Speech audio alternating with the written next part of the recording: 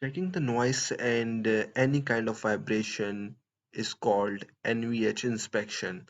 While we are inspecting noise from any side, from engine, compartment, for suspension, even from dashboard.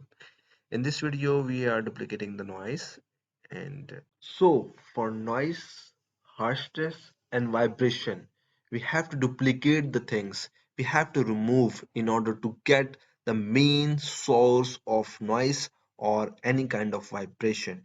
So in this dashboard, we have to remove the as possible things. So in order to get the exact point from where the noise is coming.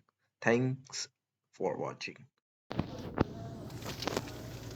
Dashboard noise while acceleration and normally for that area the reinforcement stop area was noisy.